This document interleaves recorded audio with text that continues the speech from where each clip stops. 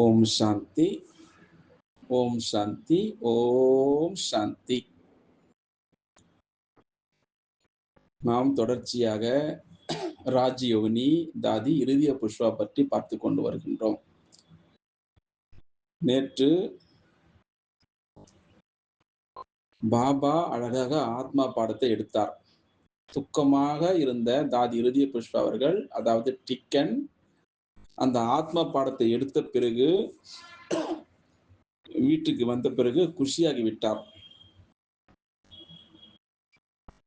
அப்போ அந்த நேத்து கொஞ்சம் அவருடைய அந்த விஷயத்தை பத்தி சொல்லல.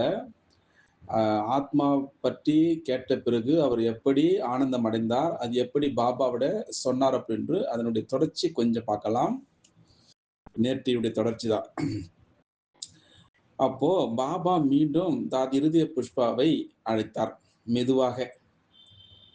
குழந்தாய் குழந்தாய் வா குழந்தாய் அப்படின்று. பாபா உன்னை அழைக்கிறார், வா குழந்தாய் அப்படின்று.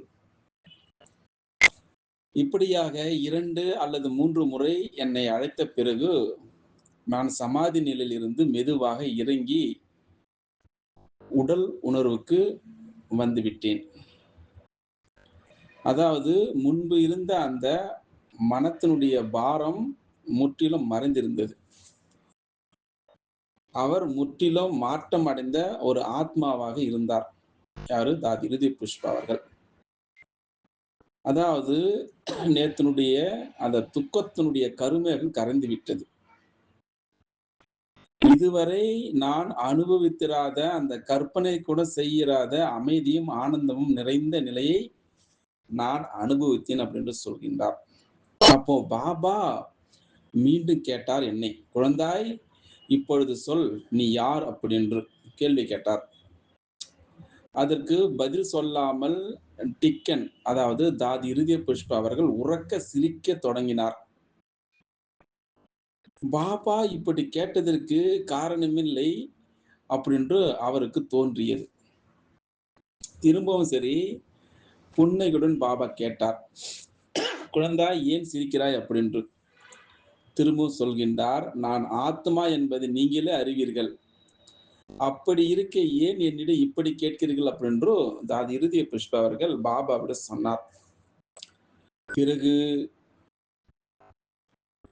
தாதி இறுதிய புஷ்பா அவர்கள் அதை கேட்டவுடன் அற்புதமாக ஒரு பாடலை பாடினார். அந்த பாடலை பாபாவோடு வெளிப்படுத்தினார் இப்படி என்று. எப்படி? உங்கள் குரல் சங்கொலியை போன்றதாக இருக்கின்றது.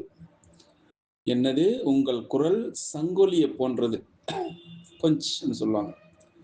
அதை கேட்டவுடன் நான் உடனே வந்துவிட்டேன். அதை கேட்டவுடன் நான் உடனே வந்துவிட்டேன். உங்கள் கண்களில் என்ன அற்புதமான ஈர்ப்பு! உங்கள் கண்களில் என்ன அற்புதமான ஈர்ப்பு! என் மனம் அதில் கரைந்து விட்டது. என் மனம் அதில் கரைந்து விட்டது. ஒரு வார்த்தையால் என்னை அழைத்தீர்கள். ஒரு வார்த்தையால் என்னை அழைத்தீர்கள். துக்க கடலையே மறக்க செய்தீர்கள். துக்க கடலையே மறக்க செய்தீர்கள். அறியாமை என்னும் ஆழ்ந்த உறக்கம் கலைந்தது. அறியாமை என்னும் ஆழ்ந்த உறக்கம் கலைந்தது. உடைந்திருந்த ஆத்மாவிற்கு மீண்டும் சிரிப்பை நீங்கள் அளித்தீர்கள். உடைந்திருந்த ஆத்மாவிற்கு மீண்டும் சிரிப்பை அளித்தீர்கள். தேக உணர்வு முற்றிலும் நீங்கியது. தேக உணர்வு முற்றிலும் நீங்கியது. ஆத்ம உணர்வு எனக்கு மலர்ந்தது.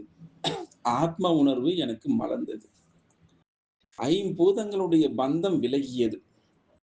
ஐம்பூதங்களுடைய பந்தம் விலகியது.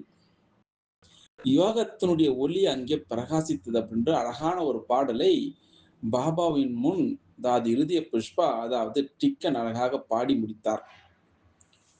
இன்னொரு ஒரு விஷயத்தை பற்றி சொல்கின்றார். அந்த பர்தான் சொல்லுவாங்க இல்லையா, முகத்து முழுமையாக அந்த கவர் செய்திருக்கிறது, அதை எப்படி அகற்றினார் அப்படின்ற அதனுடைய நிகழ்ச்சி நம்மிடம் சொல்ல போகின்றார். இப்படியாக அந்த பாடலை பாடிவிட்டு வீட்டுக்கு வந்துட்டு மறுநாள் 2வது நாளாக கோர்ஸ் எடுக்க போகின்றார். அப்போ பாபாவுடைய பாடத்தை கேட்க வந்தார். அப்பொழுது என்னுடைய தாயாருக்கும் வர விருப்பம் இருந்தது. ஆனால் சமூகத்தினுடைய மரபு, அதாவது பர்தா காரணமாக வர முடியவில்லை அப்படின்னு பாபாவிடம் தெரிவித்தார் தாதி இருதய புஷ்பா அவர்கள். அப்போ பாபா சொன்னார், குழந்தாய், நான் உங்களுக்காக வந்திருக்கின்றேன். எங்கிருந்து? பரந்தாமத்திலிருந்து. உலகினுடைய தாய்மார்களையும் சரி, உலகினுடைய சகோதரிகளும் சரி உயர்த்துவதற்காகவே நான் பரலோகத்திலிருந்து, பரந்தாமத்திலிருந்து, சாந்தி தாமத்திலிருந்து, நிர்வாண தாமத்திலிருந்து வந்திருக்கிறேன் அப்படி என்று சொன்னார் பாபா.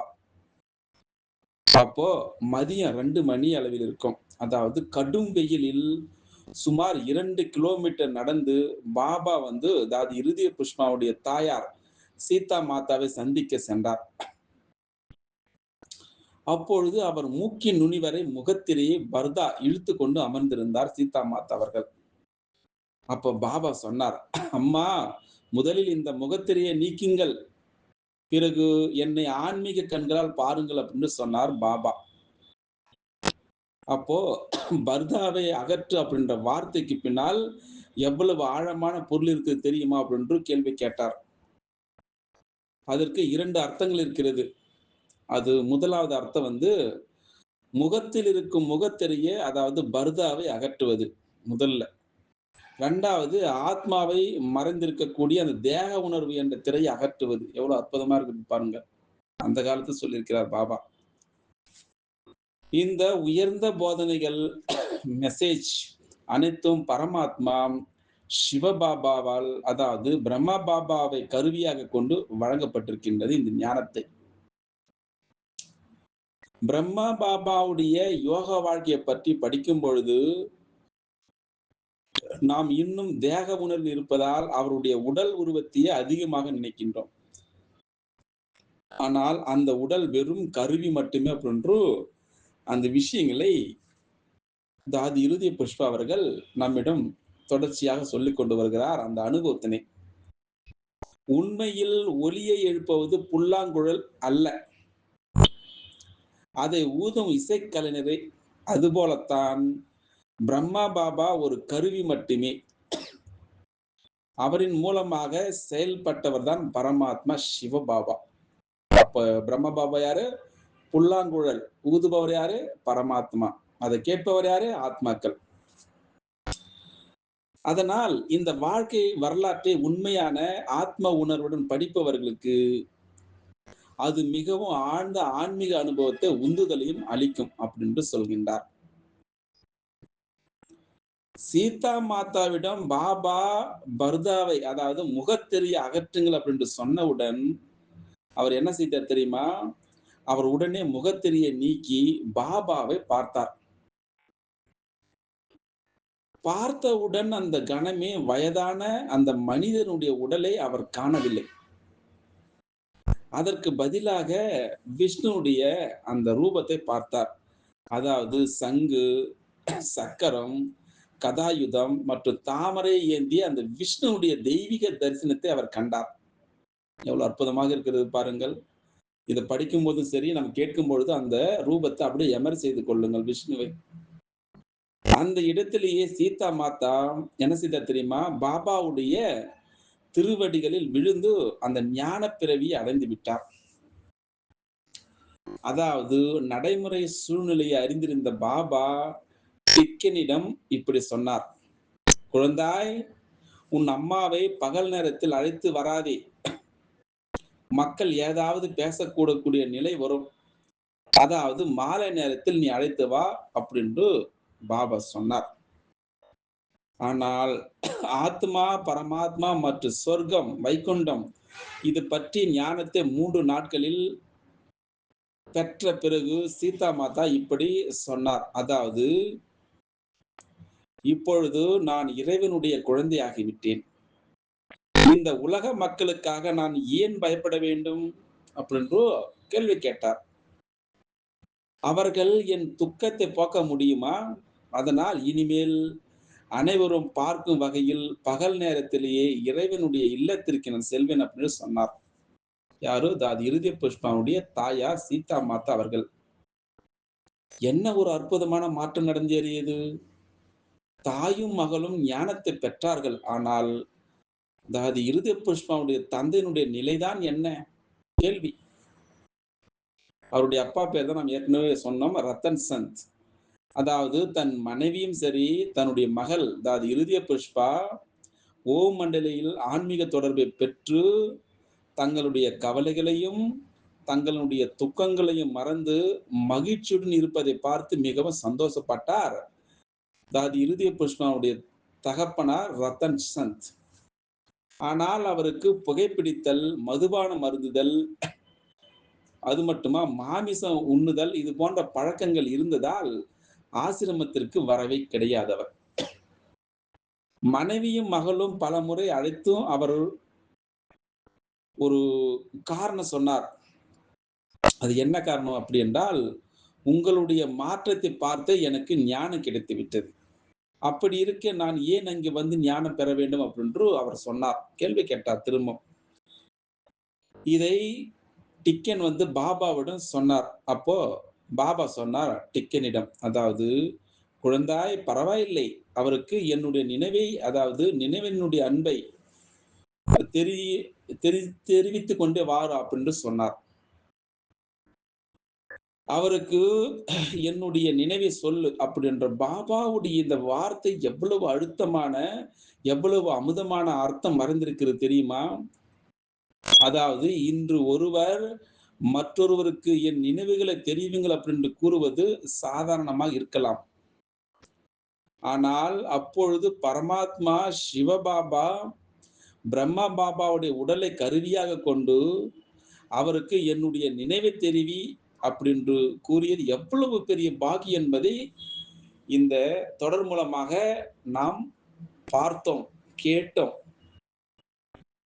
பரமாத்மா பரந்தாமத்திலிருந்து வந்து பிரம்மா பாபாவை கருவியாக கொண்டு அவர் மூலமாக என்னுடைய அன்பு நினைவுகளை தெரிவி அப்படின்னு சொல்வது எவ்வளவு பாக்கியம் அப்படின்று இந்த விஷயத்தை அதாவது இருதய புஷ்பா அவர்கள் நம்மிடம் அழகாக இந்த ராஜயோகினி அப்படின்ற ஆங்கில புத்தகத்திலிருந்து நம் தொடர்ச்சியாக அந்த அனுபவத்தினை கேட்டுக்கொண்டு வருகின்றோம். பார்க்கலாம் நாளைக்கு இன்னொரு அழகான விஷயங்களை பற்றி கேட்கலாம். அச்சா. ஓம் சாந்தி, ஓம் சாந்தி, ஓம் சாந்தி, ஓம் சாந்தி, ஓம் சாந்தி, ஓம் சாந்தி. நாம் தொடர்ச்சியாக ராஜயோகினி தாதி இருதய புஷ்பா பற்றி பார்த்து கொண்டு வருகின்றோம். நேற்று பாபா அழகாக ஆத்மா பாடத்தை எடுத்தார். துக்கமாக இருந்த தாதி இருதய புஷ்பா அவர்கள் அதாவது டிக்கன் அந்த ஆத்மா பாடத்தை எடுத்த பிறகு வீட்டுக்கு வந்த பிறகு குஷியாகி விட்டார். அப்போ அந்த நேத்து கொஞ்சம் அவருடைய அந்த விஷயத்தை பத்தி சொல்லல. ஆத்மா பற்றி கேட்ட பிறகு அவர் எப்படி ஆனந்தம் அடைந்தார், அது எப்படி பாபாவிட சொன்னார் அப்படின்னு அதனுடைய தொடர்ச்சி கொஞ்சம் பார்க்கலாம். நேற்றையுடைய தொடர்ச்சி தான். அப்போ பாபா மீண்டும் தாதி இருதய புஷ்பாவை அழைத்தார் மெதுவாக. குழந்தாய், குழந்தாய், வா குழந்தாய் அப்படின்று. பாபா உன்னை அழைக்கிறார், வா குழந்தாய் அப்படின்று. இப்படியாக 2 அல்லது 3 முறை என்னை அழைத்த பிறகு நான் சமாதி நிலையில் இருந்து மெதுவாக இறங்கி உடல் உணர்வுக்கு வந்துவிட்டேன். அதாவது முன்பு இருந்த அந்த மனத்தினுடைய பாரம் முற்றிலும் மறைந்திருந்தது. அவர் முற்றிலும் மாற்றம் அடைந்த ஒரு ஆத்மாவாக இருந்தார். யாரு? தாதி இருதய புஷ்பா அவர்கள்.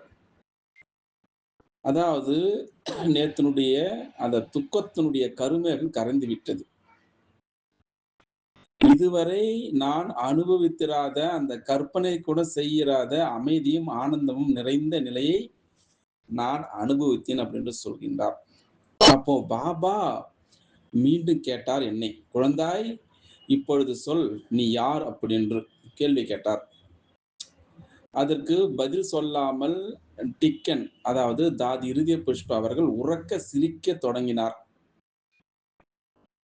பாபா இப்படி கேட்டதற்கு காரணமில்லை அப்படின்று அவருக்கு தோன்றியது. திரும்பவும் சரி, புன்னகையுடன் பாபா கேட்டார், குழந்தாய் ஏன் சிரிக்கிறாய் அப்படின்று. திரும்பவும் சொல்கின்றார், நான் ஆத்மா என்பதை நீங்களே அறிவீர்கள்.